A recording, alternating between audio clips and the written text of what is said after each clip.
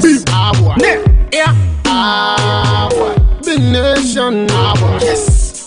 Up in the bomb ready. Stone boy. And Kasa. Let's talk do more. Me a roll up me thing in a me corner. Them this spread rumor. Rasta Beji Magana. Big up the ghetto you them from Honolulu to Ghana. Yeah. See we the born few more. I credit now we know sit on ya. Any man try kill we vibes, we gonna work with them. I know them where we a work with. Any man try stop with smile, we gonna work with them. I know them where we a work with. Bafira. La la li li la lo, la la la li li la lo le. Bafira. I just come out my eye cause I see many past this one. Bafira. La la li li la lo, la la la li li la lo le. Bafira. DJ Invisible. Now they flow like water. I'm too blessed to be a loser. And Kaninu, I was a breadwinner. And then Shana Jimmy is a beaver. I told me lies, so when you lie, my family who I don't mean to see I'm here trying to search in them. Living a young boy, bury me in them. My trying to search in them. Living a young boy, bury me in them. Something so sweet there for your body.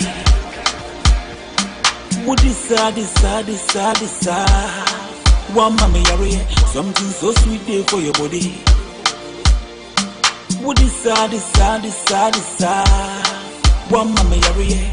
One mommy situation area. One mommy situation area.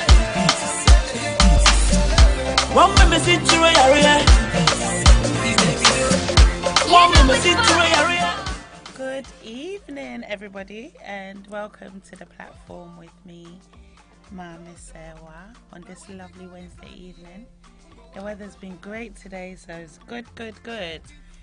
I am joined in the studio today by the very lovely Adjoa Ajimai. Hello. Oh, hello. Say hello, Adjoa. Hello, everybody. Yes, Adjoa's joining me today. My namesake. One of my namesakes. I have many. So I have 8 names, so I have lots of namesakes. So today we're going to talk about relocation. Now, it's something that I've thought about for a very long time, many years, but I've never actually gone through with it. But you, Madam Adjoa, on the other hand, thought about it, you decided what you wanted to do, and you went, and you haven't actually looked back, except for when you come for the occasional holiday to get some snow in the body. Yeah? Well, do you want to introduce yourself, Adjoa, and then we'll get to it, okay? I'm simply known as Adjoa Ajimai. Some people might know me from doing Ghanaian Londoners. Back in 2009, we did it, so yeah, maybe Ghanaian Londoners fame.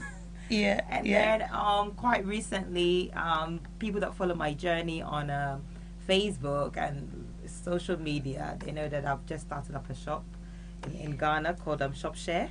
Yeah. So hopefully we'll get to talk about that later. We're definitely going to talk about that later on. But what I want to get into first is, have you had a good day, first of all? How was your day today? How's London? Yeah, London is good. Actually, interestingly, I got out today and obviously the weather was brilliant. So I don't like the cold.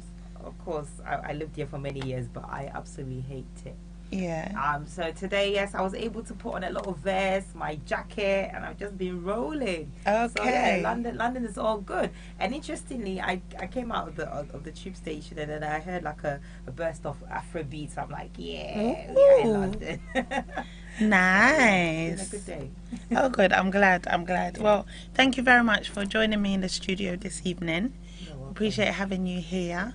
And when I spoke to you a couple of weeks ago, I said that I wanted to hear your story about moving back to Ghana, because we were all here one minute and next minute I was like, where's this girl? She was in Ghana. She'd moved to Ghana. She wasn't minding us. But I've been following you, Adjoa, and you're doing so much. So what I wanted to know firstly was, were you born here? Were you born in England, Adjoa? No, I wasn't. I mean, I came here when I was about 10. So, I had my first 10 years of my life in Ghana. Born precisely in Takoradi, actually. Ooh, tardy girl. Yes, so tardy. And then, yeah, moved there when I was here, young, of course, lived here for over 20 years, and then obviously packed up and shipped off back in 2012. Okay. Oh, yeah, it's been that long, my God, yeah. 2012, so you've been gone 6 years. Yes, yes. So what made you decide that you wanted to go back and live in Ghana, firstly? Well, I've always felt that, you know, I don't know, of course, probably because I was born there, I've always felt that there was something to discover in Ghana. And lucky for me, most of the things that I had been involved in, whether I was volunteering or working at some point, had a link to do with Ghana. So it was only natural for me to go. And then, of course, when I started Ghanaian Londoners, it was the whole connection about networking and linking it back home. So when the opportunity came, I was like, listen, I've got to practice what I'm preaching and just stop all this talk, you know. And do. Yeah, so. Walk the walk. Yes, yes. Right. So I was fortunate enough to have lots of experiences that took me back to Ghana often. Yeah. And I think that's what kind of made my journey, I guess, a bit more smoother and, you know, just, well, kind of designed it the way I wanted it to be. Yeah. So there was lots of trips. Volunteering, actually, I love volunteering. So there's lots of volunteering trips that took me back to Ghana on many occasions before the actual big jam. Okay. Yeah. So, actually, before I carry on, I'm going to let everybody know, you know, my regular listeners should know the number. But if you don't, the telephone number to call into the studio is 0203 002 8482. I mean, you can call in as and when you want to ask questions or add your input, but we're talking about relocating today. What makes us want to do it? You know, for Adjoa, I haven't done it yet. I want to, but Adjoa has done it. So I just want to pick her brain as far as why you're doing it. You know, has it turned out the way you wanted it? Have you had any challenges, any struggles? And, you know, any advice, really? Yeah, is that cool? So, yeah, if you want to call into the studio, the telephone number is 0203 002 8482. If you want to, if you're calling from overseas, it's the same number, but starting with +44, then 203 002 8482. Good evening, Jane. Hello. Good evening, Achu. Who else? Oh, that's 2 people at the moment. Hello, Roan. So, Adjoa, you decided that you were going to, you know, follow what you say, basically. Yes. You're telling other people, do it. Ghana's great. Ghana's wonderful. Yeah. And so you decided to do it. So before you actually, you did volunteering beforehand, but before you actually went through with it, what kind of preparations? Like, was it just that you were going to go to Ghana, or was it that you wanted to just leave England? That's a very good question. So what had happened was, I think we had just gone through the recession, or it was still, the recession was still lingering around, and there were just lots of doom and gloom like around. And I literally, listen, I woke up one morning, I'm like, listen, I'm not doing this anymore. Like, it's just getting ridiculous. And a lot of the projects that I was doing at that point was all funded programs with grants and stuff, and then it was becoming a bit difficult to get access to that. So literally my relocation was decided in 3 days. Yay. So I woke up on the 6th of December. I remember it. I woke up on the 6th of December, and I'm like, listen, I'm going to Ghana. And then I had to look for a ticket, and then literally I got a ticket. The cheapest ticket I could get to fly out was the 9th. Oh, 3 days. Yeah, 3 days. Yeah, but then I'd been thinking about it for a very long time. But then when it got to the crunch, I'm like, I'm going. Yeah. And I think I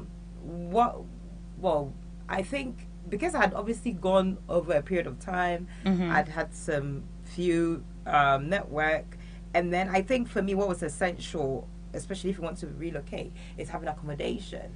Yeah, that's important. So if I had accommodation, so I was like, you know what, I have nothing to lose. I've got a return ticket, so why not?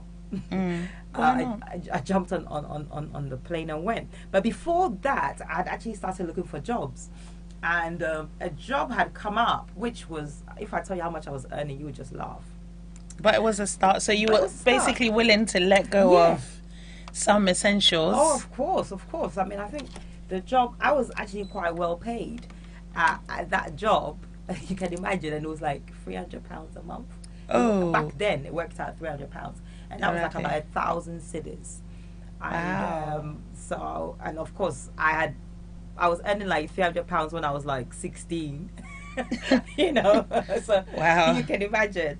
But that's the route that I wanted to take. I kind of wanted to go in to, although I was Ghanaian, I think half of the time when people want to go, they have this notion I'm Ghanaian, I should be able to fit in everything. But Charlie, there's culture shock.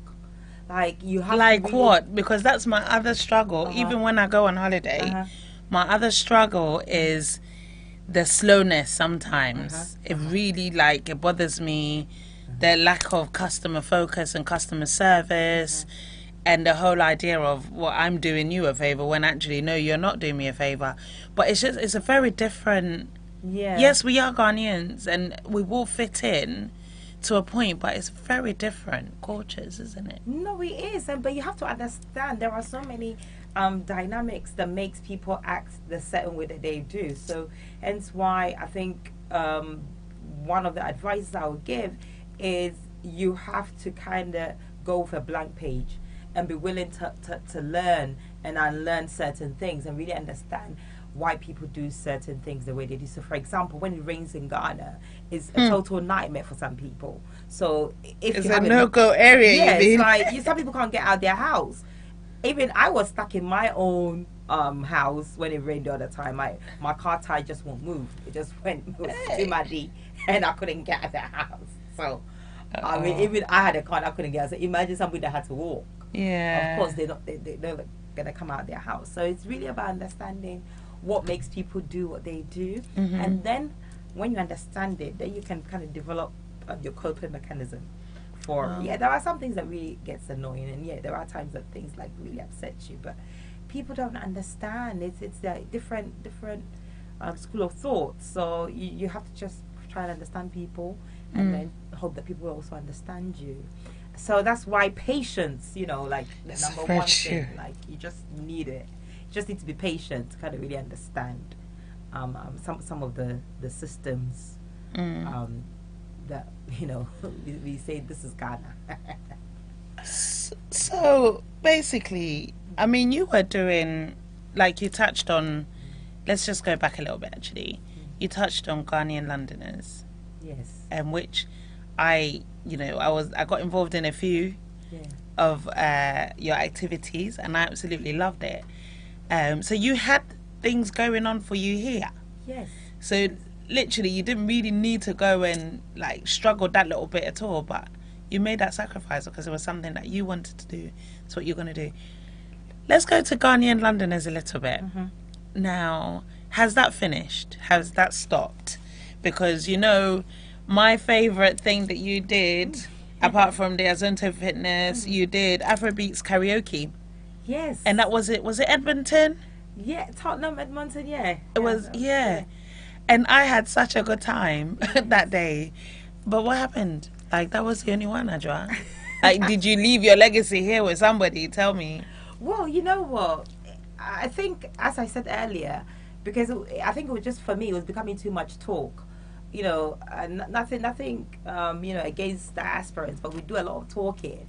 And I just thought that, at some point, some of us must stop the talking. And we must actually go out there and do. Because if we want to contribute, as we always claim, we must actually go out and do. And then, I don't know if you quite actually remember, but the whole story about Ghanaian Londoners stems from how, Ghanaians have been part of the London community for a very long time, dating back to 1555. That's the earliest records that they have. Wow. And then I talk about the story about when you fast forward it, you have the times when Nkrumah was around, our first president was around. And it was interesting how Nkrumah used his networks and then later returned back to Ghana, and then 10 years later gained independence. So the whole, bring gain went back. So for me, it's always been like, okay, you're gonna gain a lot of things here in the diaspora, but it gets to a point where you have to kind of take it back. So it was really kind of just going out there and saying, listen, I've been preaching this, let's go back, let me do it, let me set that example. But I always wanted to go back anyway, so for me it was just kind of really fulfilling. Your 3-day, yeah, it was quick, sharp. It was mad, literally. I just packed what I needed to pack, and I just said to my folks, listen, I'm off, man. And interestingly, at that time that I went, the elections had was just about to take place, or I just finished, because I got on the 9th, and then of course my parents were like, oh, you shouldn't go. Be careful. Yeah. And when I got to the airport, there was no bird. Like everything was quiet. People were just going about their business. We didn't even think that elections was happening in that country. So wow, it was nice. I remember when I landed, I went to the bakery. I got some essentials, some food. Straight to the bakery? Yeah, straight to the bakery because I was hungry. So I thought, let me get some bread. Then I went out to the supermarket, bought my Milo. Oh my God, peak milk, AJ. Listen, I told you I'm going on holiday shortly to Ghana, and I'm looking forward to everything I can eat. And oh my goodness, yeah. I'm just thinking about the food, and obviously my friends and family, but mainly the food. I want some TZ. Oh, wow. I'm so jealous that you can literally wake up and walk down the road and just go and get some fresh TZ, some banku and okra, fufu, wache. Oh my God. Well, that's the beauty. That's the beauty about it as well. That is it. If you're someone that enjoys food, which I enjoy food, so to be able to have fresh food, cooked every day, access to it, I think it's brilliant. Interestingly, now when I'm in London, I struggle to eat food in the fridge, to heat because up everything's fresh. Yes, I'm like, but it's all good. It's all good. We love London too. Right. Okay. So at this point, you've made a decision. You've gone. Was there any point that you thought, "Oh, shikes, this was a bad idea. This is not what I bargained for"? Did you ever think? I mean, what were your challenges actually? What were your challenges? You obviously had somewhere to stay, so that's one big hurdle gone. Yes. Did you have a car? No, I didn't. So interestingly, because I had gone with the mindset that I really wanted to do that, and so I just basically had a new page. Yeah. And I got on the trotro for a good 1 year. So I used to work. My office used to be down at Airport Residential initially, and then I moved to Accra Mall at some point. But I used to do the trotro every day, and so I had to learn the routes. My brother, a very good brother of mine, his name is Kofi. I used to call Kofi and say, Kofi, I'm going from this point to this point. How much should it be? Where should I get off? Until I eventually got it.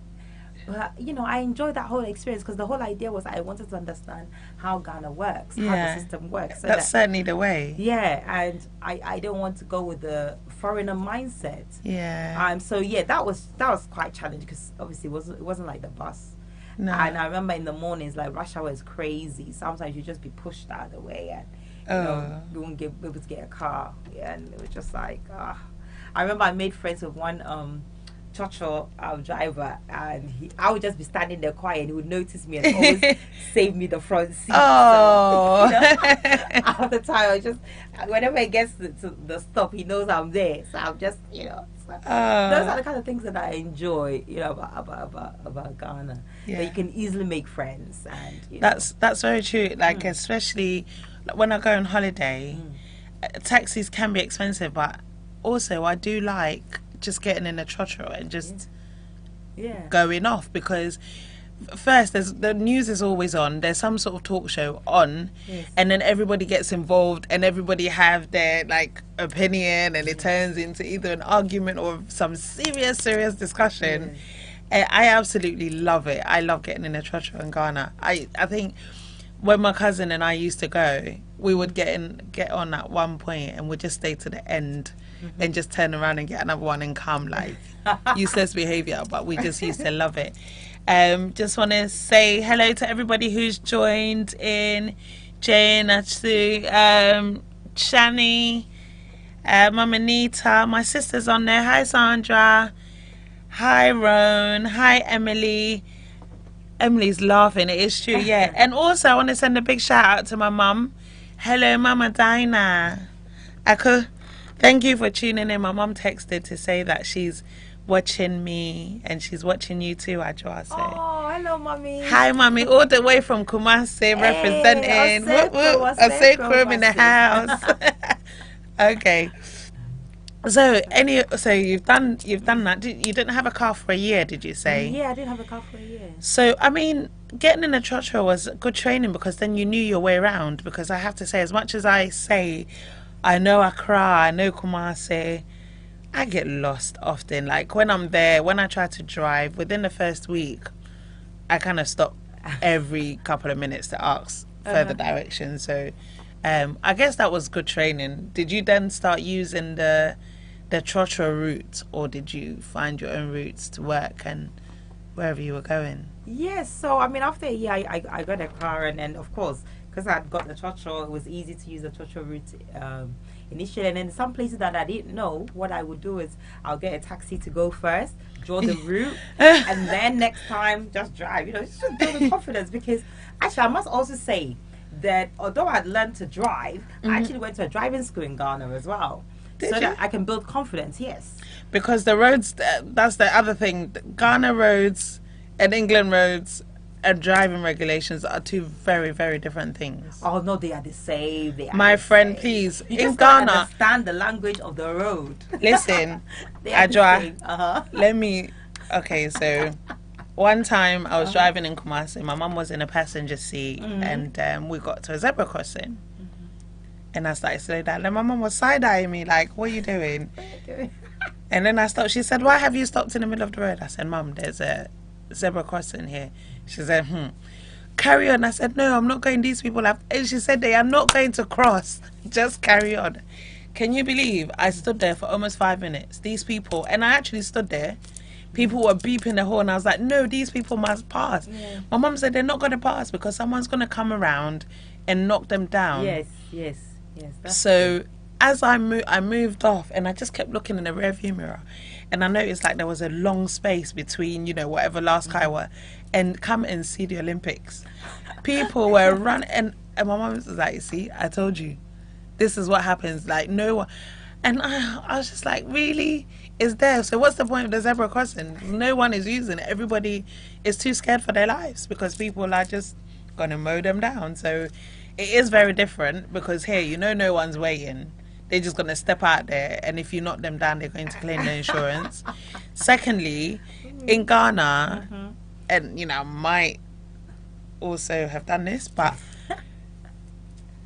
wherever there's space is a driveway. Like, you can drive wherever there's space. So even if it's that people are making up their own roads, the pavement is part of the road, whatever, in traffic. Like, you wouldn't do that here, but that's the kind of thing that I mean. Yeah, I understand. But then, depending on where you are, if the law catches up with you, then they will deal with you. So, but if the law catches up with you, how much do I have to give them for them to like deal with me? It depends what area you are. It's not all of them take.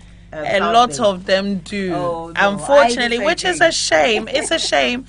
In my opinion, that is what I've come to. Like, they do try, but you're right. There's some very stand-up, great police officers there, and there are also some very corrupt ones. So, of course, and I think that's everywhere. Really. That is everywhere. That is everywhere. Hello, Fritz. Hello, Cobsy. Hi, sweetie. You guys can call in because equally, as much as Ajwa has moved to Ghana, relocated, we all at one point also relocated, didn't we? We moved here. Yeah. And, you know, to America, to France, wherever we moved from our homes too. Like, there's people in Britain who were born here who have moved to America, to Australia, wherever. So if you have a story of moving, I would really love to know, like, you know, how you were feeling, what made you decide to move. As for me, I didn't have any choice. One day I was just plucked away from my grandparents. Mummy. My mum just took me away from my grandparents. But it's okay. It's okay. I forgive you. But, you know, as adults, I think now with social media and everything, it's just so easy to actually discover other places and decide that actually I'm going to move there. This is where I want to be. There's so much more travel. People aren't just traveling just to Ghana, actually. From London to Ghana, people are going elsewhere and they're moving elsewhere as well. But you chose Ghana, which is a great idea. So have you got any tips for anything to look out for anybody who might want to actually move? Move to Ghana. What is the plan? Should you decide on a job? Should you be ready to take, you know, like a really small pay from whatever job that you're going to do? What should be your mindset? Yeah, I mean, listen, it's a personal choice, and I always say that if you want to relocate to Ghana or anywhere in the world, let it be something that you want to do, and not because you're following some sort of hype or friends are calling you and telling you come, because when you get to wherever you need to get to, trust me, you will not find those. They won't know you. You will not. So do it on your own terms. Yeah. But I think that you have to also be realistic that you're going into a different climate, and that in terms of jobs and pay, it's a bit different. Of course, if you were to relocate with your job from here to there, then you know you might be able to get, you know, similar and the same perks. But if you kind of do it the way I did it, so you know, I took a job that I wouldn't have probably done if I was here, and then I kind of worked my way up and found other opportunities, and I've gone on to set up, you know, my own. So it really depends on you. But I think that don't be afraid. I think there are a lot of people let fear stop them, and the whole attachment of things and comfort that they have here. That is huge though. That is also like really huge to, you know, just walk out and there's a Tesco Express. Yes. They're ready for you. But we have loads of supermarkets and stuff in Ghana that's now. Open till late. Yes, there's lots of them. It's true. Springing up. Even, I mean, my area where I used to live, I mean, obviously 6 years ago there wasn't anything, but recently, about a year or so ago, they've opened up you know, a little supermarket. So it opens till about 10. So okay, that's good. Literally 5 minutes or less drive from my house. Brilliant. Okay. I can pick up anything I want. So things are changing, and you can get your comfort food and stuff at certain places. So I think, and if you're somebody that, especially obviously moving to Ghana, somewhere hotter, if you're somebody that enjoy the sun, then yeah, that's definitely a plus. You can just wake up in the sun every single day. That is definitely a big bonus. Yes. But in general, I think, you know, it must be on your own terms. That's the major advice. It must be on your own terms. You decide what you want to do, but be willing to compromise on certain things, because you will not get it straightforward initially. It will be a work in progress for you. Okay, thank you. I've got a couple of comments and questions on Bookface. As my dad says, Facebook. Bookface, yeah, my dad said Bookface. Bookface.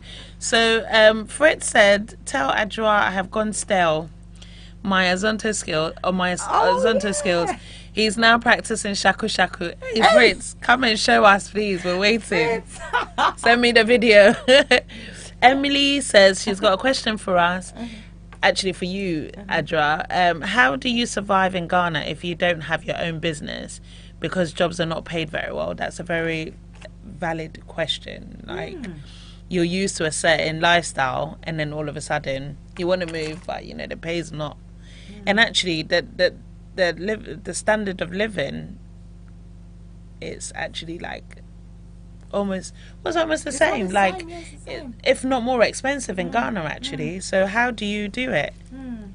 Okay, So as I said, like when I relocated, I started to earn 1,000 cedis, and 1,000 cedis, as I said, was like back then was like £300, and literally I had my savings to back it. But of course, when I got down there, I learned to live like a local. So when you learn to live like a local, you're not gonna be craving for a sandwich when the price of that sandwich can afford like your whole day's meal. Do you understand what I mean? Because a sandwich is like a good 25 cedis. You can actually spend 25 cedis on your breakfast, cover for lunch, and cover for dinner as well. So then you just really need to understand how a local lives. So I always say that I can survive on 10 Ghana cedis a day if I want to, and that's like what, just a little under £2. So you know, in the morning I'll just have my cocoa. I've spent maximum 2 cedis. In the afternoon, I could just go and take some 2 cedi wache and some egg. Nice. I'm done. And talia. Don't forget you talia. see. In the evening, my salad and fish. I'm done. Hey, good living too. Fresh food. Yes, and I can afford maybe orange or something, 50 pesos, and I'm done. So you can survive if you kind of live like a local. Yes, you live like a local. Like, there were times that I was not doing things that returnees do because it was just too costly. Places that returnees go to, just too costly. So it really depends on your vision on what you want to do. Once you make up your mind that this is what you want to do, and you can actually work your way up. That's the thing. You can start at a low salary and work your way up. Yeah. And you know, to better things. Okay. So Emily's also said that she's heard stories that in Ghana, says, and stories I've heard, there can still be unfair treatment against women in Ghana. That's everywhere. That's not just in Ghana. Yeah, that's... I mean, of course, there is unfair treatment of women everywhere, and obviously we're still fighting for equality, and we're fighting for feminism and all this stuff. So I don't think it's just in Ghana, but I think the advice I gave the other time talking about, you know, how you comport yourself as a woman is really to know what you're about. Once you know what you're about and you stand your ground, you know, you should be fine. No one will mess with you. No. Okay.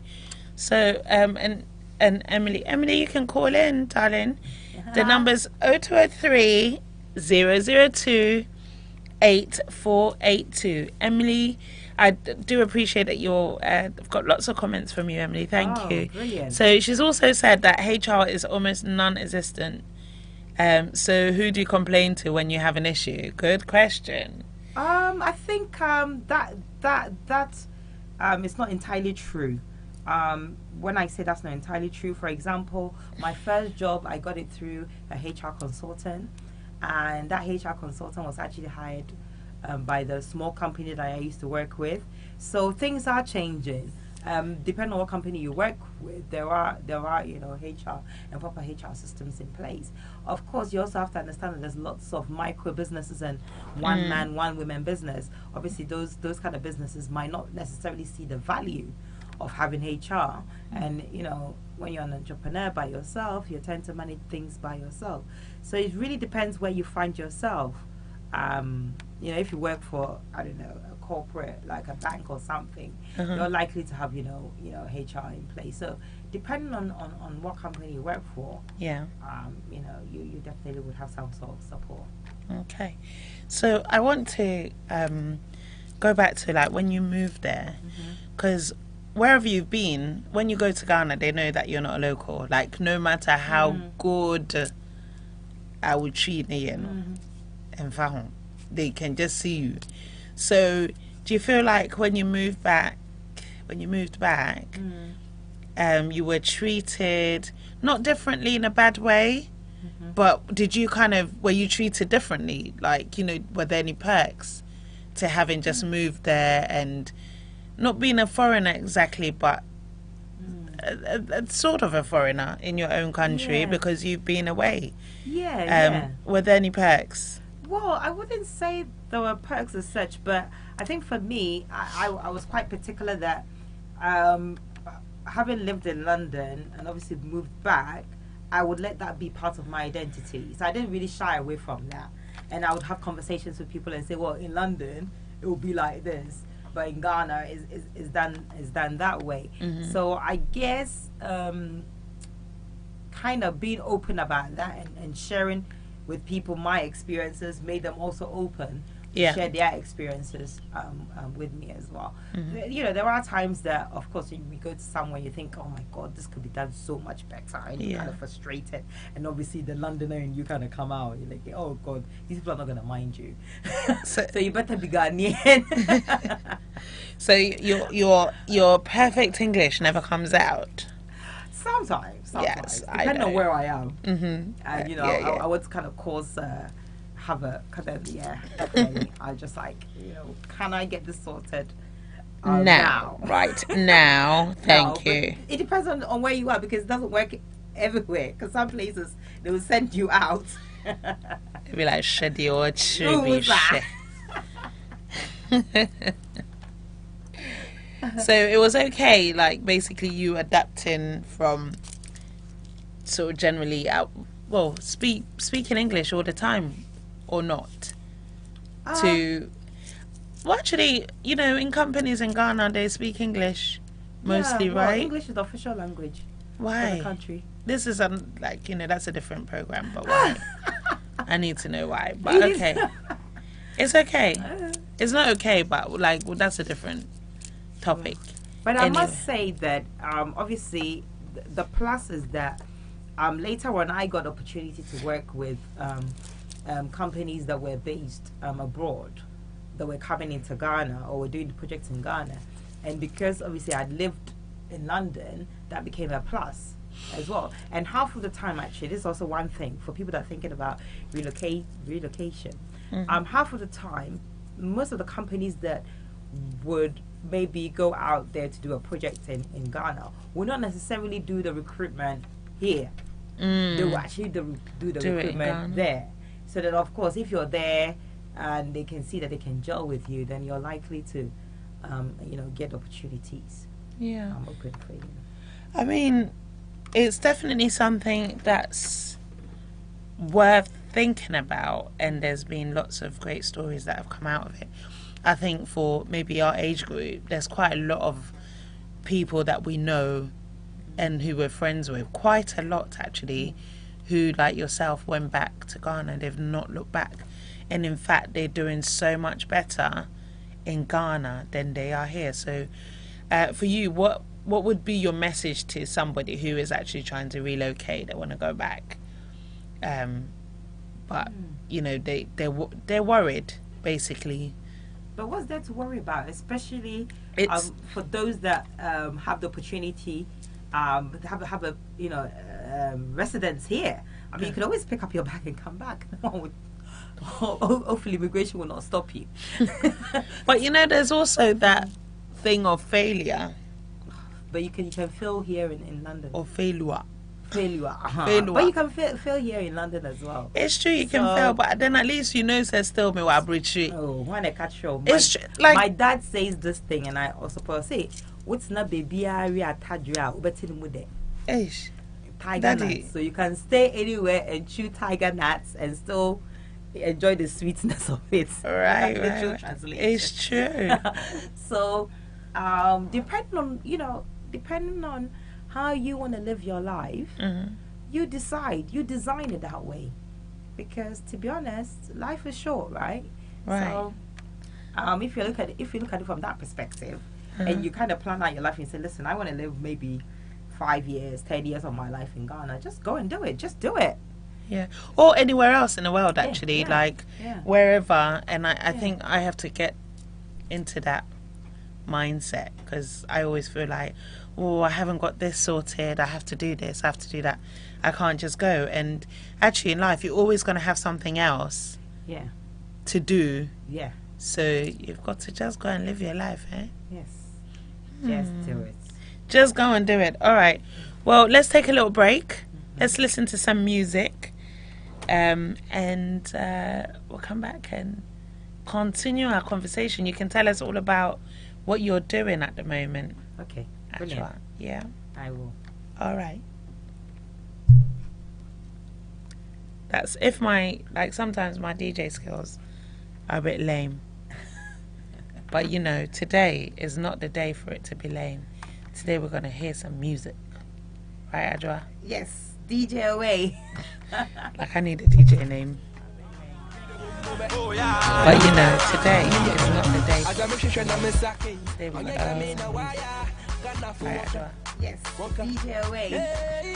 Like I need a DJ name. You know what's happening though? But you know, today it's alright. And I met that you are my body. We are what you did, you put Sunny Mumu, and I do Morocco. And I met that you are my body. We are what you did, you put Sunny Mumu, and I do Morocco. Yeah, I'm in a way to one cara.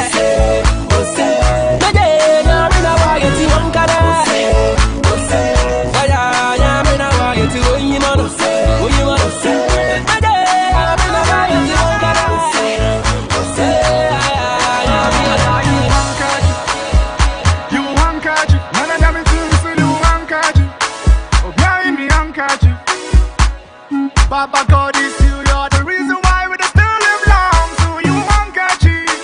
Okay, you won't catch it. Yeah, Ajay, Abram Yame, I know about so Sabas. I say, I am once and I tell see, and then Yame, Alpha Omega. Abram Yame, I know about so Sabas. I say, I am once and I tell see, and then Yame, somebody please help me sing. Oh, Shaddai, oh, Shaddai.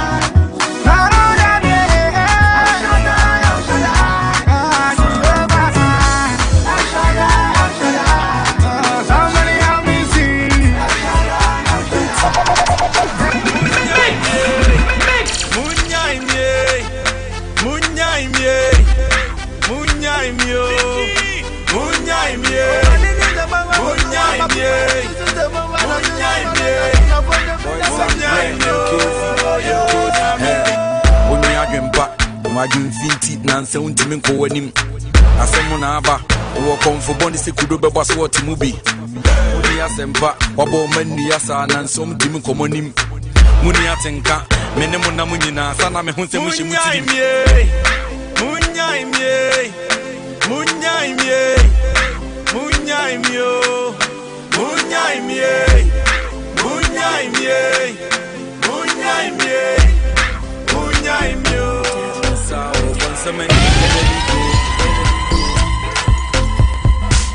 Let it be cool. DJ Invisible. Let it be cool. Let it be cool. Hey, oh Nanino, oh Nanino, oh Nanino, oh Nanino, oh Nanino.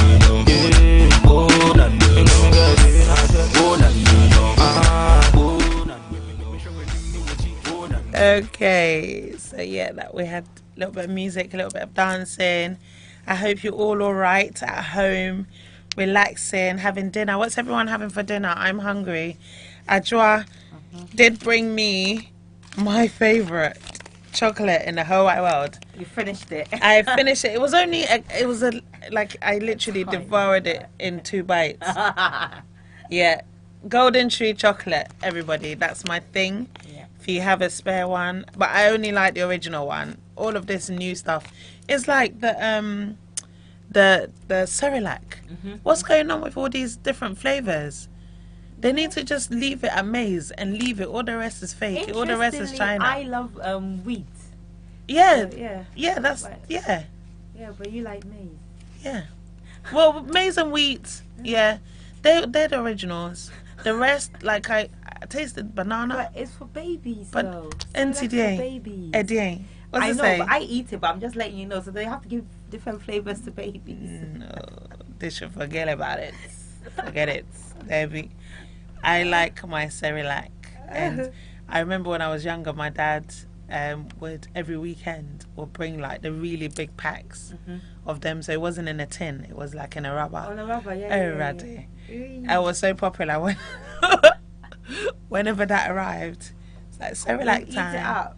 Yeah, man. See, that's why I'm fat. This is the beginning, that and peak, and oh God, can I dear? It is good. Already. It is good. It's okay. Like, I can think about the food and actually literally put on the weight. But it's cool. So, Adjoa. Yes. Yes. What are you like? So you went back to Ghana. You worked for somebody else. Obviously, you didn't like that. Well, you didn't mind it because it gave you that experience. Yeah. But then you decided to branch out and do other things, right? So what else did you? What kind of opportunities came your way? What opportunities did you grab yourself, and what have you done with it? What's going on now? Yeah, no, it's a good question. So, I have a marketing background. So I did some marketing. I still do actually marketing PR consultancy. I do that on a consultancy basis. It's just that girl. Oh, Charlie, you have to try. Yes. And I also got involved in project management and business development. So that I really enjoy. Really supporting entrepreneurs to grow their businesses, and then doing a couple of things within youth development as well. And when I get opportunity from a consultancy level, I still dip in there. But then about 2 months ago, I opened up a shop. Oh, I know, right? Shop. Shit. Called ShopShare GH, and the whole idea behind ShopShare was it just came to solve a problem, and the problem is that in Ghana, when you want to rent, you run a small business, a lot of the questions you get asked is where are you based, and you could just be in your room running this business, but people just want to know where you're based. We have an issue with location, of course, fraud and stuff like that. So people want to know where you are, can they trust you, all of that stuff. But to actually rent out a whole shop space by yourself, it's quite costly. I mean, I remember when I wanted to start off this ShopShare idea, there was this one shop that wanted to charge me like $200 per month, and then he wanted like 5 years in advance. Hey, I'm telling you, so it was quite a bit. So then that kind of gave me the idea of why not have a shop space where we can share it, so that everybody can call it their own. If you have a business that you're looking for, an outlet for you to come and put your products, so we can all sell together and grow together. Why not? So that's how ShopShare came up. But then the good thing with ShopShare is that we've kind of turned it into a little niche, that all the businesses that are there, over 20 brands, all of them are either they all have to be locally made products of the highest quality. Yeah. They have to be eco-friendly. Okay. They have to be environmentally friendly. Must have an organic element to it. Yeah. And then must practice some form of recycling. So we have a range of businesses and entrepreneurs and products that kind of cover that spectrum. And that's what we do. We're located in Accra, East Legon to be precise. Okay, whereabouts? Near so we've got a very fancy street name actually, which has become a signature when I advertise it. We are on Alagoon to Green Street. Chai. And that's near Lizzie Sports Complex. That is such a mouthful, but it's sweet. Alagoon to Green Street. and I've been saying and advertising. A lot of the people know ShopShare to be associated with the streets. Alrighty. So we're open 6 days a week, and we like to describe ourselves as the perfect place to get something unique, especially if you're looking for some sort of souvenir or a gift. That's wonderful. I'll be visiting. You need to get my little bits. I like my accessories and my all things African inspired. Yes. So I'll definitely be coming in. You need to. Hi, Boa. Hi, Watson's here. Nesta, hello. Joe, hi. And so, hello, Angel. Angel has a question. Oh, nice. Angel wants to know, and of course I also want to know this, how different are the commitment of Ghanaian men in Ghana compared to those in the UK, Adjoa? Have you got an answer for us? Hey, that's a very interesting question. And a very good one. Hey, Madam, answer. Please repeat the question again because. Okay. Let me go back. So, Angel says, and Angel, if you like, you can call in and you can ask the question yourself. The telephone number is 00 44 203 002 8482 if you are calling from anywhere in the world. That's our WhatsApp number. Or you can call in directly. If you're calling from the UK, the telephone number is 0203 002 8482. But whilst you think about it, I will repeat the question. Yes, please. Adra. Angel would like to know how different the commitment of a Ghanaian man in Ghana is compared to a Ghana man in the UK. Okay, I think Bam. That's a very. It have to be a bit technical with the answering, but I think that in Ghana, the understanding of relationship, especially obviously between a man and a woman, it's really a bit different. Just a bit. In a sense that the woman most of the time tends to have a lot of expectation for their men, and interestingly, a lot of the men also meet those expectations. What kind of expectations? So things like my man must do this for me. My man must buy that for me. My man must come and take me there. My man must do all, spend all. Whereas in the UK, this 50-50 business. That is, I think that's a bit of the difference. And of course, even in the UK, if you and your man go out, you can easily take out money and pay, and it's not a big issue. But in Ghana, I mean, you take out money and pay. What are you trying to say? Trying to say the man doesn't have money. Probably take it as an insult.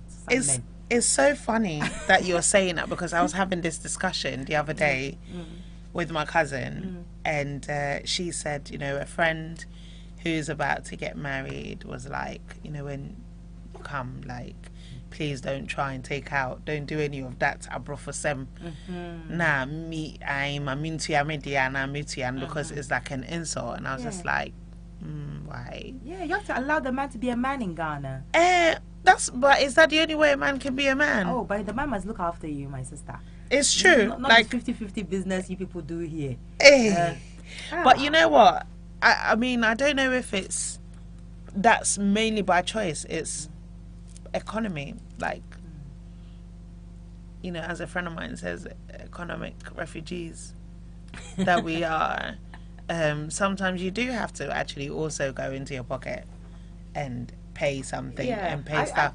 But so that's the other thing. So that's one of them. What else is what have you found to be the big differences? I guess it depends on where you want to kind of take the relationship. But I think that sometimes maybe in Ghana it's easier to, from the woman's perspective, because obviously I can't talk from the man's perspective, but for the woman's perspective, if you really want to take the relationship serious, then you can really kind of push the man to kind of meet the family and get in his business easier. So it's not so casual. Yes. Right. Yes. So you can easily say, Charlie, me and you are on this road till the end of time. Boys to men, cue. All right. Yeah, so, but then again, I mean, some men are the same, not all men. Some men are the same. You will get the occasional rascals that will still play whatever game they will play worldwide. I would say, since you're here, since you're the one that lives in Abuchi, or you've just come from Abuchi, you've got the money. The money you pick from that tree, come and spend it. And you go and spend it, right? Well, Angel, I hope that answered your question. I hope so. They're more committed in Ghana. So, single ladies, Ghana, it is. It looks like. Okay. So Jane said that. Hi Jane, how are you? Hello, Jane. Jane says she's going to go and check out your shop. Oh, fantastic. Yeah, so look, that's at least one person. So Oh, it's on what road again? It's on Aluguntu Green Street. Great. And that's near Lizzie Sports Complex. You can just follow us on our social media pages as well. It's ShopShare GH on Facebook, Twitter, and then Instagram is ShopShare_GH. So yeah, follow us and then check out some of the stuff we have. I'm sure you will love them. Actually, I should mention that I do have some of the stuff here with me. Okay. Selected stuff. So anyone that wants to get in touch, just get in touch and I can send you across our mini catalog and you can choose and we can arrange for you to have it. Sounds like a plan. Yes, it is a plan. I have some beautiful African print bags. I have some lovely key rings made out of coconut pod. Yeah, I have some shea butter. Oh, good organic shea butter. Lovely. There are. You've got all the good stuff. Yes, I love it. All the good stuff. I love it. I'm loving it. Yes. Guess what song I'm trying to play?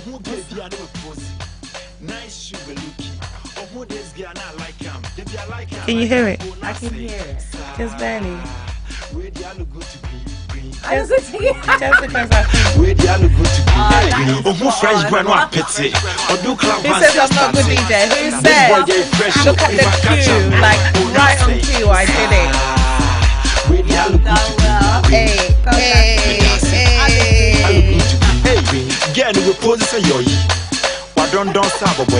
And you know that's what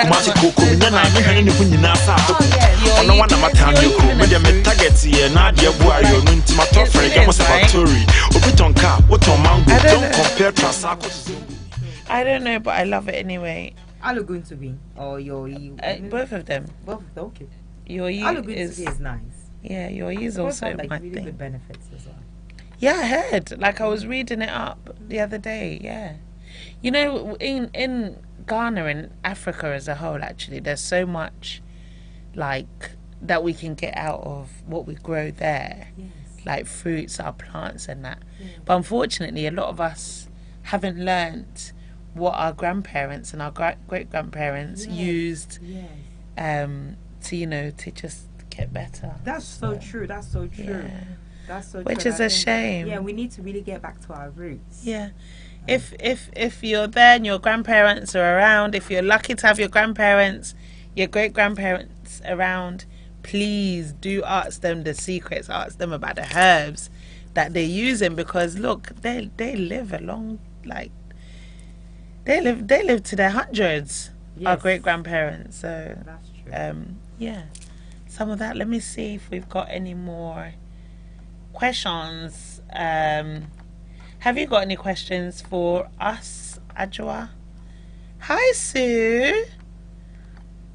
Sue is my ex-boss. Oh. But my very good friend. She's Sue. amazing. Hello, Susie. How are you? Yeah, darling, how are you? I'm surprised she's actually logged on, because this woman is always either at a concert, at a theatre, out for drinks. Her social calendar, like when you're trying to see her, sometimes it's like 3 months. I will have, an hour on the 16th of January 2019 for you. That's literally her schedule. But hi, Sue. Hi, Noctula. It's nice to have you back. My sister said same breed. So actually, guys, there's quite a few of you who have moved. You have relocated from Ghana to England. Would you like to share your story? Why did you come? How have you found it? Are you thinking about going back to Ghana? Do you think you would adapt well, as Ajwa seems to have done? Because, my dear, you are looking beautiful. Oh, Charlie, you are looking fantabulous. Hey. I don't have to take vitamin D tablets. You see all this small things. Prescribe vitamin D tablets, like. Hey. We are also coming. We're coming to come and enjoy this flawless skin and yeah, man. Prepare. Prepare well. Prepare well. And what about the cash? Oh, Charlie, you survive, don't worry. Listen, Ghana is expensive. It is. But like you said, it's expensive if you live like a tourist Yes. in Ghana and not a local. Yes, but sometimes you can't avoid it. You know, there are some of my comfort food that I must have. So Like what? so like there are like I call it high end. Like there's like high end fruits and vegetables that are definitely imported. So that one I can't get it cheap. Like I like things like curl. I normally go to the shop and I'll buy curl and I'll buy celery and those kind of stuff to make my juices. Madam. And of course that one I don't know if they grow it in Ghana yet, but I don't even read. But they're charging for it. I'm telling you. You are. So those kind of things I have, you know, once in a while, and I know that I have to pay, you know, a fortune for it. But You do it. I can substitute it as well with local stuff, you know. Yeah. Moringa and those kind of things. So. Which is also excellent for Yes. you. Yeah. So I heard that Marks and Spencer's delivered to Ghana. Oh, really? Yeah.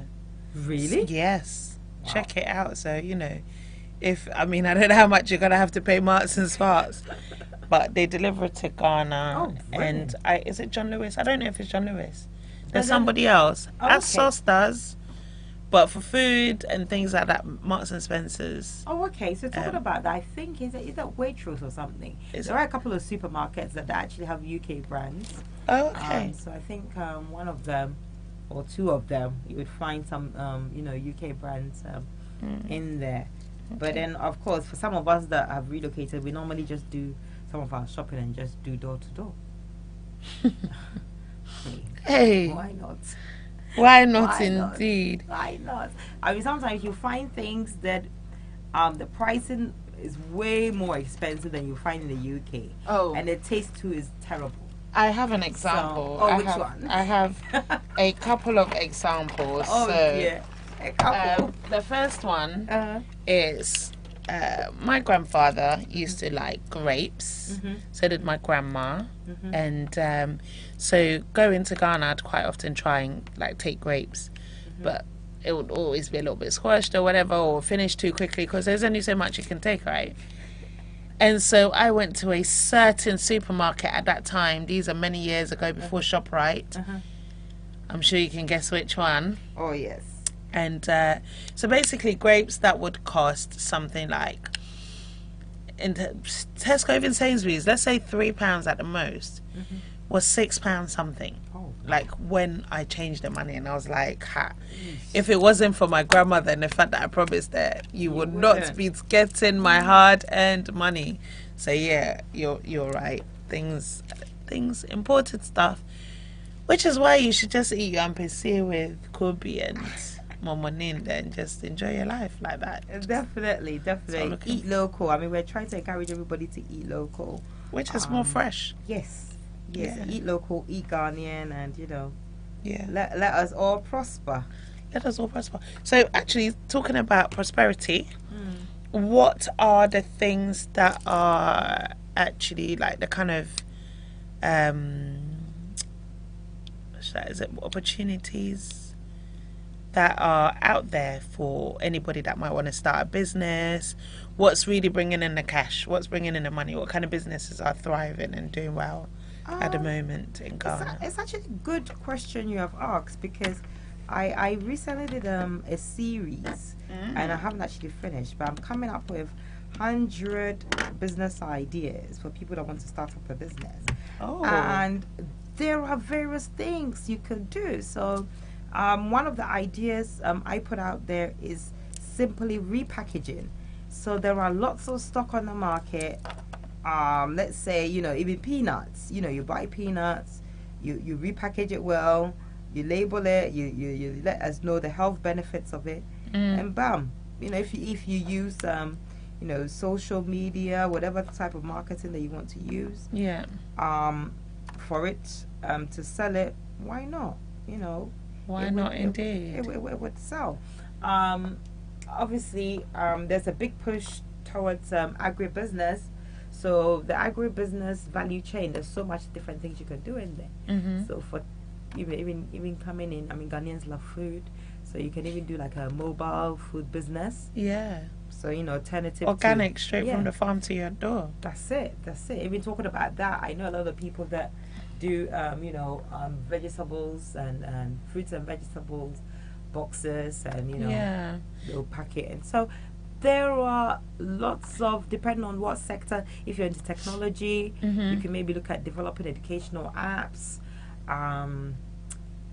There's lots of things to do. Times are changing. Yes, there's too much you can do.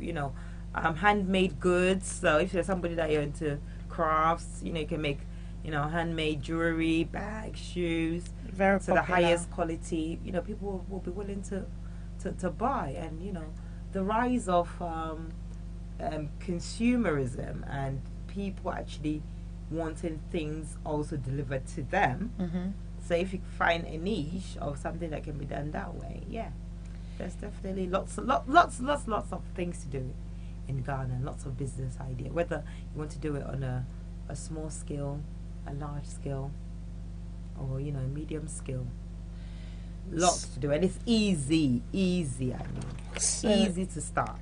Easy to start. You have the frustration, but it's easy to start and to finish. Okay. Yes. So, have you seen earlier on in the year? There were pictures going around of a certain designer, Stella McCartney, using Ankara cloth, a drum cloth, wax prints, to make clothing that's not particularly nice looking, and putting on like 1,300, 1,600 pound labels, and people were going to buy them. I mean, I know this is off topic, but why? How? Well, I mean, you have to understand from her perspective, which is, well, she's built brand equity for over some time, and she saw a gap in the market to introduce our. Interesting, there was an article saying that African print and stuff didn't really originate from Africa. So that's also another topic for us to discuss another time. But she's seen a gap in the market, and she's just really utilized it. And I think that it goes to show that sometimes we don't put value on our own things. We don't. It's changing. It's changing. There are some Ghanaian brands that I cannot live without. I will easily go there and buy already sewn stuff and wear. Yeah. So I think that if the more we do that and buy from our own, the more we would also help them to kind of build that brand equity and kind of get it out there. Yeah. So I think we should do more of it. Yeah. It's like there was that lady that does quite well with showcasing Ghanaian stuff. She used to be at Uber. I've forgotten her name. There's quite tall lady, dark-skinned lady, gorgeous. Somebody should let us know. Somebody should tell us who that is. I can't remember her name. Yeah. It will come. Otherwise, Anyway, we'll Google it. Yeah, we'll Google it. But she wears like quite a lot of Yeah. African stuff, and obviously she lets people know where she got it from and stuff like that. So Yeah. I think the more of us that do that, the better it is for all of us. In the end, really. And, we should support our own. We should. Roan is online, and he says, we lost the sound for a little bit. Thank you for letting us know. And it wasn't wax print, it was Dutch print. I do apologise, sir. It was Dutch print. Yeah, Dutch print. Yeah, and he said it wasn't Kente. No, I know, I didn't say it was Kente. But he says, I believe it's the same prints you can get from Liverpool Street for probably £30. You're right. He didn't say the £30, but yeah. It was, yeah, there is a big boom in all things print now, isn't there? Yeah. Like, whereas before, but I think style has just evolved, because back in the days you didn't want to wear like the slits and kabat that was sewn for you to wear, no matter what the cloth was, what the print was. You didn't really want to wear it, but now everybody's wearing it in earrings, in tops like your own, in shoes, in bags. Can we see your bag? Yeah, you can. Can we see your bag? And you were telling us about the people who made that bag. Do you want to tell us a bit more? Yes. So I mean, this is a bag I got off the streets in Accra, but there is some people in my shop. Thank you. That make bags as well. Yeah. Then they called Oh, you know, sorry. Can you show it again? Okay. My big head was the person in the camera, but that's it. Can you see it? Yeah. Okay. It's really beautiful. Thank you. You're welcome. So who made those? So this one is just one of the artisans in Accra that made these ones. But Okay. I was mentioning about some bags that I have in my shop. Called they call it Off the Street. Yeah. Off the Street by Village of Hope.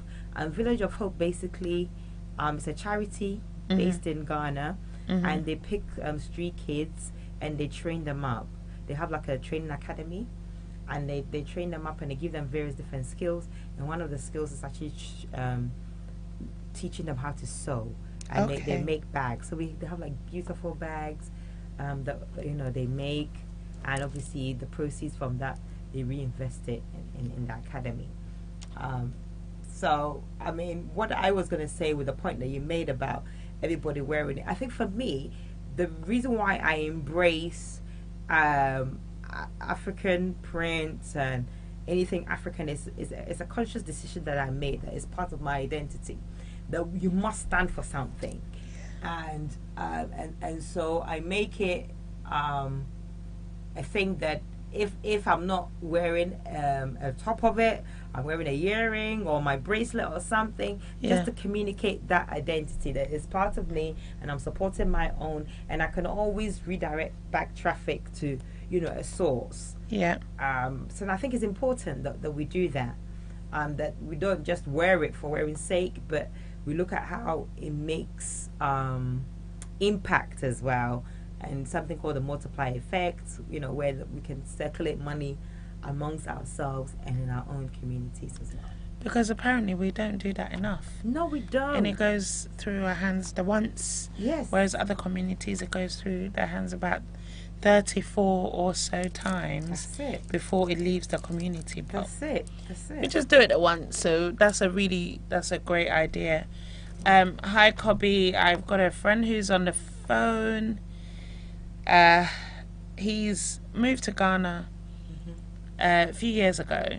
He's doing very well in Ghana. He's now an assemblyman. Wow. He's doing a lot for the community. Fantastic. And Cobby, if you are listening, please do call in and share with us what you're doing, what your challenges have been.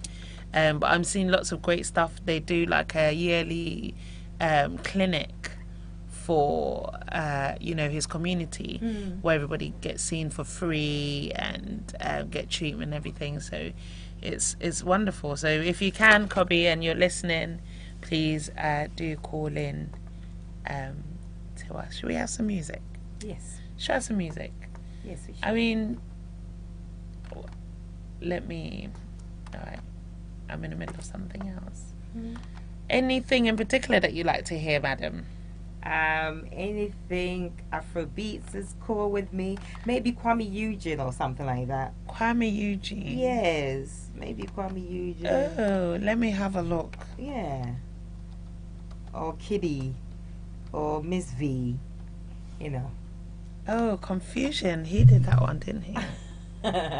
Cousin Confusion. Oh, you know what? I did not know that was him. I love this song. I play it in my car often. Oh, really? Confusion. He did that one. Yeah.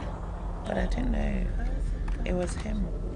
Kwame Eugene. Oh, you know what? I did not know that was I think mostly I just listen to music and not really track their names. Yeah, literally. Uh-oh.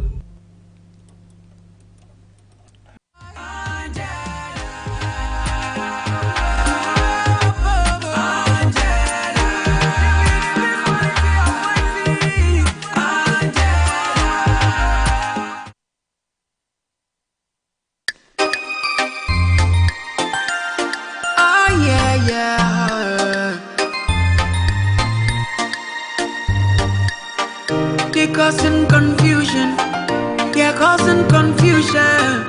So my baby forgetting my answer. They are trying to separate the love that I'm having for you. But they don't know I am so into you. Now I realize how I do be you. Oh, but it ain't warfare, Oh, they're causing confusion. They're causing confusion. So my baby forgetting my answer. They're causing confusion. They're causing confusion. So my baby forgetting my answer. When everybody underrates you, my girl, I go they appreciate you. You know I can't ever hate you. High above the mud, I will elevate you. I go die on top of your matter, cause your libi, daba, daba, they make me the tire, baby. I go die on top of your matter, cause your libi, daba, daba, they make me the tire, baby. They're causing confusion. They're causing confusion. So my baby forgetting my answer. They're causing confusion. They're causing confusion. So my baby forgetting my answer. But I go follow you every day. I say anyone day. Tell me now with idea maybe I go follow you every day. Say you are day. Tell me now what idea maybe why. I go die on top of your matter, cause your libi, daba, they make me the tire, baby. I go die on top of your matter, cause your libi, daba, they make me the tire, baby. No, they're causing confusion. They're causing confusion. So my baby forgetting my answer. They're causing confusion. They're causing confusion. So my baby forgetting my answer. I give up to Almighty. They're causing confusion. I give up, they're causing confusion. So my baby forgetting my answer. Oh yeah. They're causing confusion. I give up, they're causing confusion. So my baby forgetting my answer. I give up to Almighty. Oh yeah. I give up to Almighty. Call me usually.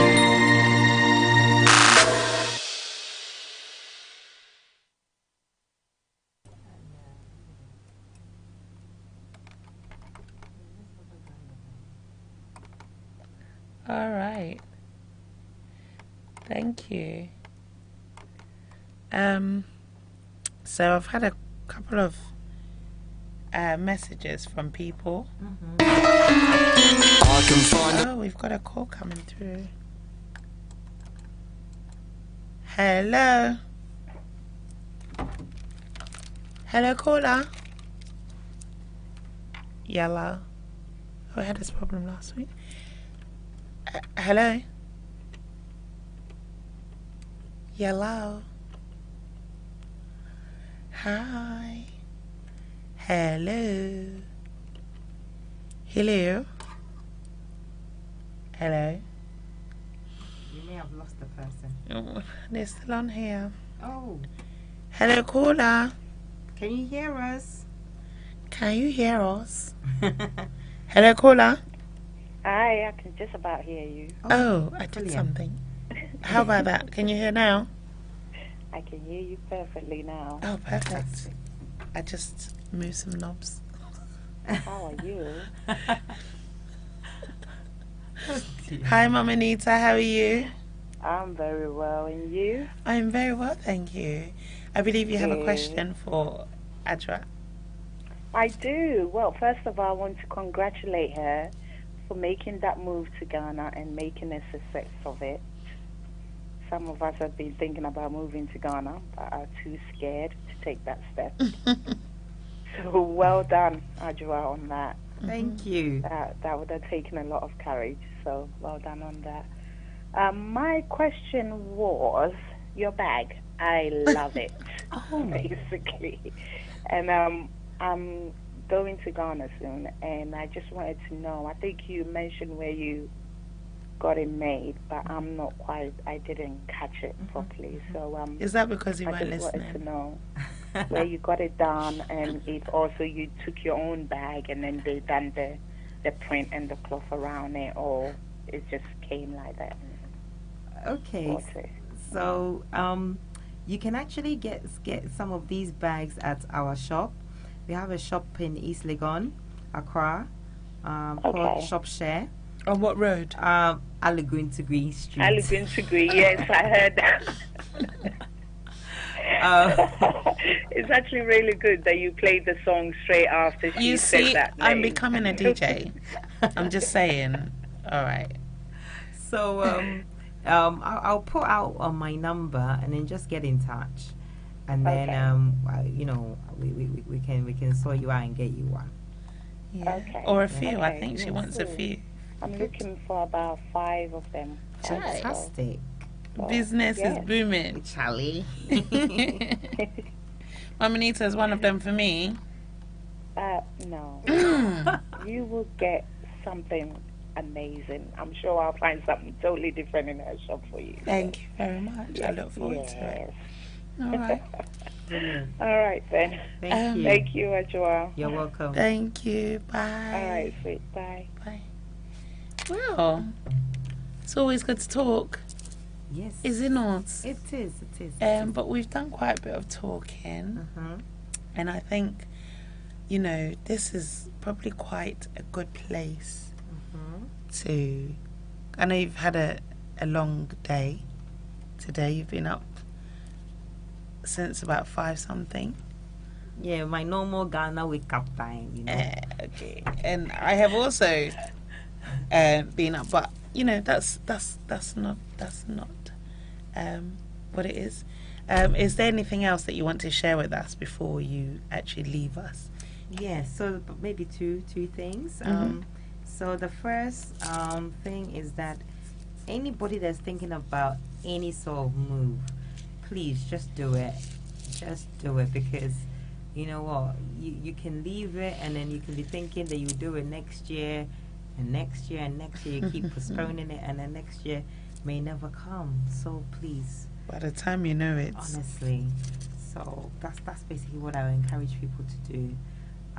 Drop your fears, be fearless, and just go for it. And the great thing about actually doing something and perhaps maybe failing is that you really learn, and it kind of makes you a better person in the long run.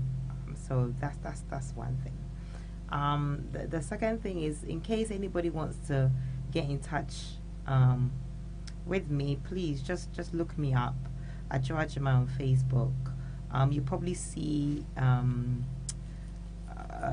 Shop Share linked to my DP on there, so then you can just add me and then I'll add you on. If anybody else wants to get in touch with me regarding my bags or anything else, maybe to talk about the relocation plan or anything else that I can help with, I can put out my number, and then perhaps just get in touch. Whilst I'm in the UK, I'm around for another month or so. Ooh. So yeah. I hope it doesn't get cold. It is already starting to get cold. I'm praying it doesn't get cold. It is. But those that have pens ready or foam pads ready, you can store my number. So you can reach me on 079 8551 8851. Is that your UK number? That's my UK number. Also available on WhatsApp. So this one is not available on WhatsApp. Oh. But you can text me. Text me, then I can text you my Ghana WhatsApp, because I wanted to make sure, I'm still, repping my Ghana number globally. So my Ghana so they number, don't cut it off here. Charlie. Oh no, nobody will cut it off. They have good networks. But whilst I'm around, you can reach me on my UK line, and I'll go over it again. It's 079 8551 if that fails, just look me up on Facebook, Twitter. It's Ajwa. Twitter, Instagram, Ajwa Ajamai. And just the thing is, you would probably see something that's linked to ShopShare GH. Then that's me. You just add me. Okay. Hello, Auntie Marilyn. Auntie Marilyn said there's also the fear of the unknown. Yeah, that's true. When you are, it's true, because we get comfortable where we are, even if it's not the best for us. We do get comfortable because we're used to it. But can I just say something? That the fear of the unknown. Say something. Well, the fear is unknown. We don't know what tomorrow holds. Like, we've got all these great plans. So literally, the fear of the unknown is happening constantly. Even the next minute, we don't really know what's going to happen. We have our plans. So I totally understand, and it is valid. But we just need to kind of learn to drop it and just do go for it. Yes. Yeah. I mean, sometimes it's easier said than done, but we should definitely be more bold in our decisions. But and there's going to be lots of sacrifices. I mean, let's be honest. You have to sacrifice something to gain something. So, creature comforts. But just think about all the glorious sunshine. So, 5 great things about Ghana. 5 great things about Ghana. 5 great things about moving to Ghana, that you personally have experienced. What's been, literally your highlights? What's keeping you there? Oh, okay. So I think the freedom to be who you want to be. I think when I say that, it's the fact that and nothing to discredit the UK, but the fact that you would see people just like yourself, in complexion, everything, and being successful. A young person that's doing well, or an older person that's doing well, and that's really encouraging, because we don't see a lot of that here. So that's really, really, really, really good. And also the platform to do and to be whoever you want to be. Really? Yes. I mean, that's the thing, because especially when you have the exposure from here, you can do and make things happen without a lot of. I mean, some of the things that sometimes we moan about are the same opportunities that it gives us. So the other time you were talking about driving on the pavement. Well, if you want to drive on the pavement, you can, although it's against the law. There's that possibility to do what you want to do, and I think, of course, the weather. Fair enough. Beautiful, man. Beautiful. Until it rains. Yes, sometimes it gets too hot, but we still love it. And the food, absolutely, food is amazing. Cheese sauce is Lord. Food is amazing, and then the ability to make a friend instantly. Instantly, you can just have yourself a friend. You can call an auntie, you can call an uncle, my brother, and you just met them 2 minutes ago, and they're already your friend. That's definitely. Yeah. So those are the things that I love. Okay. What are the things that you don't love? Oh, God. Go on. Tell me about it. No, I mean, things, little things like, the filth. Sometimes it can get, and especially when Ghanaians add on ourselves as well. And then sometimes we're just a bit quiet about demanding for change and demanding what is right. And, everybody's saying, oh, this is how we do it. Those are the kind of things that kind of, pee me off. But eventually we are getting there. That's good. Yeah. Any other peeves? Last week that was one of the topics, like the things you love and the things you don't love so much. No, but I think, in general, I think that it's a really good place to be. And just like, in the UK, you just got to make it how you want it to be for you. You create your own reality. You have to. And I think the beautiful thing that I love, especially one thing, the access to live music. Like, I can get live music Monday to Sunday. Yeah. I can close from work and just go and chill at some hotel, poolside, and I'll just have a live band. Nice, cool my friend, music. Please. I'm telling you, that's a you're life. just really trying to entice us. No, but it's now. true. That one you can do it Monday. You can go Tuesday. You can go Wednesday. There's no time limits. The whole week you are enjoying live music by the poolside. That's right. What kind of life you wouldn't want this? You want and eating good food. Eating good food. But you forgot to mention traffic. Yes, traffic. But in the traffic, I've learned to manage traffic. As in, I now know when it's peak time and when it's off peak. So I tend to travel off peak. So once you can afford to do that, then it doesn't really matter. Doesn't matter. Nah, travel off peak. That's right. And then you're cool. But if you want to travel peak, then that one is your whole wallow. Yeah, people are leaving home at 4:30 in the morning just to get to the office without getting into traffic. They have to, depending on where you live and where the gridlock areas are. You have to. But then, if you manage your own business and you can afford to leave home slightly later, then that one too is your own. Okay. Well, ma'am, Roan says that he needs a friend. He says, I need a friend, let me go GH. Yeah, man, I've been telling this guy, go to Ghana. Yeah, tell him to come. He's literally Ghanaian. Oh, really tell him and to truly. come. Like, but he's just taking his time. Now, he would get a nice aquaba. And actually, let me just add that we've just literally had a new terminal added, and it's the best terminal in West Africa by all standards. Yes, it's a lovely, beautiful airport. Where is it? It's Terminal 3, Kotoka. So now most of the international flights take off and land there. So it's literally like, your standard European, feel and. So like a Heathrow Terminal 3? Yeah, like a Heathrow Terminal 3. Where all the BA flights go from? Yeah. No. 5? No. Like 5. That's our 5, please. That's our 5, yes. I see. Everybody's talking about it, so that's really a plus for us. We're excited. Hopefully.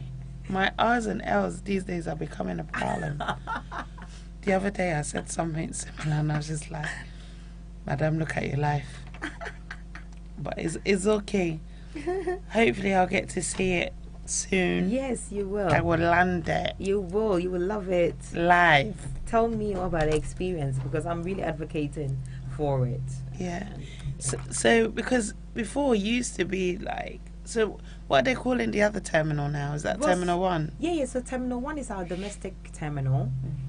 And then Terminal 2 used to be our international terminal. Mm-hmm. But it's still some flights take off from there, because I'm thinking that eventually that probably might be domestic, regional terminal.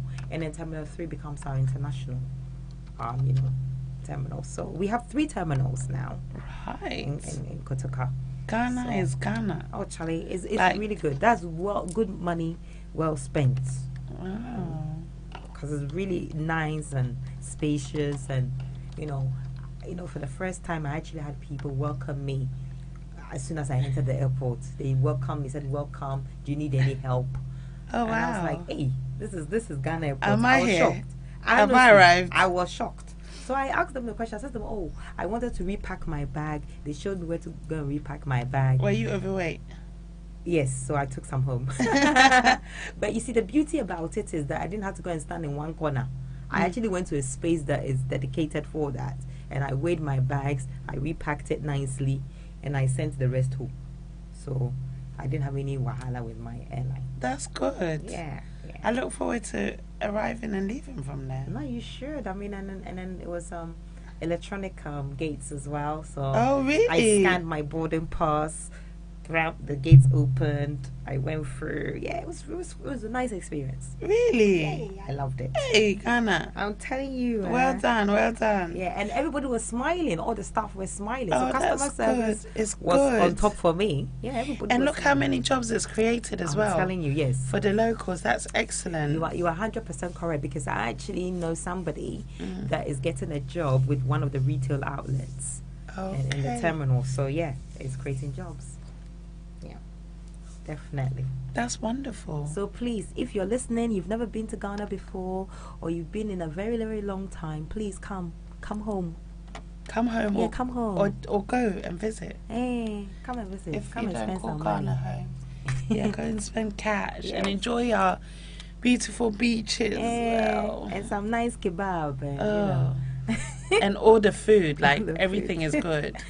Jollof. One of my my clients, her son and grandson recently went to Ghana for like an event. They're Caucasian, and they absolutely loved the food. Like the little one, their dad thought that, you know, the food would be too spicy for him. Apparently he was just eating everything. His nose was running, But he was but still he loving it. ate everything. And then I was like, so what is it? And what did he say? Jollof. And I had some yam and some green stew. And I was like, hey, you got the good stuff. He's on it. So yeah, go to Ghana, enjoy the food. I'm gonna go and enjoy the food. Yeah, you should. And Somebody should try and stop me. Like, the way I've already planned for how much weight I'm gonna put on, and I need to put like an exercise routine down that will get rid of it. But I know that when I get to Ghana, I'm going to just eat all the carbs. That's the issue. Our food is carb based. It's but okay. It doesn't matter. I'm going to eat it. I look forward to that. Oh my God, I'm such a foodie. But anyway, so with that, Madam Adjoa, I thank you very much. Thank you so much. That you've come in today to discuss Ghana and your move. And it's quite encouraging because you know that I've been saying for a while that I want to move back to Ghana. 1 minute, then I'm like, no, I'm not going back to Ghana to move, though I'm not going at all. But I am now. But yeah, I definitely do want to relocate. Whether it's Ghana or not, I don't know, but somewhere. I was thinking maybe New York, because I love New York. From London to New York? From London to a bigger version of London.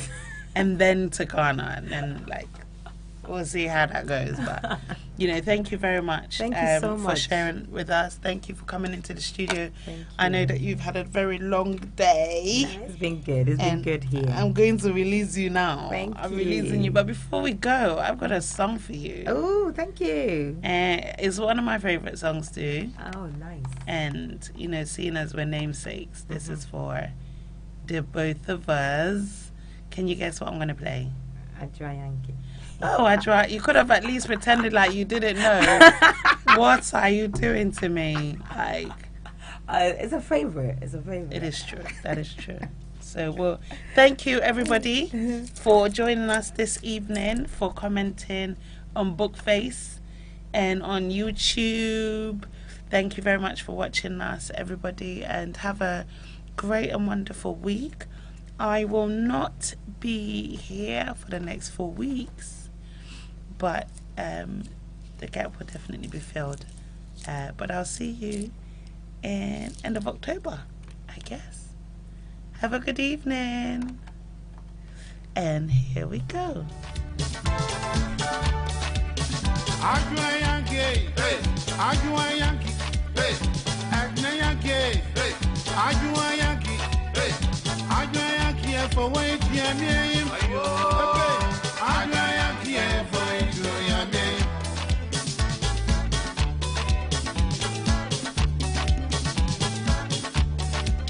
Adjoa Yankee, hey, Adjoa Yankee, yeah, Adjoa Yankee, yeah, Adjoa Yankee, hey, Adjoa Yankee for wait, yeah, me, Adjoa Yankee for wait, yeah, me.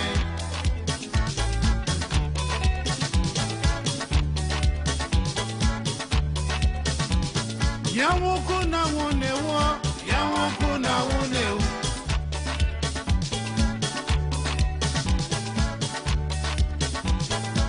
Yawoko na weje wo, yawoko na weje wo. Wone wo, weje wo. Yawoko na wone wo, mianu na wale so babo ai.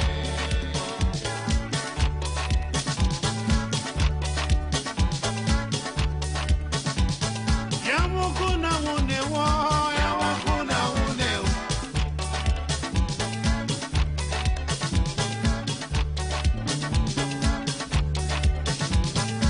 Yawoko na weje wo, yawoko na weje wo.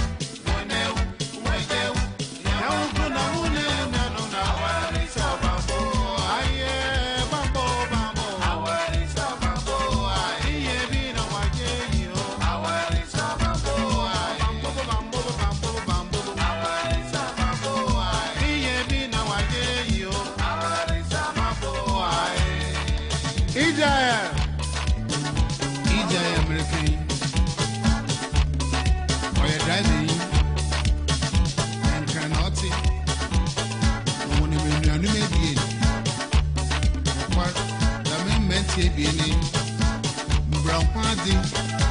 No, you go one. Munia, as some more to me that I can want. Biara in then double bombarding the way you go. They are in your party. You don't know young farm. We can feed the woody baby.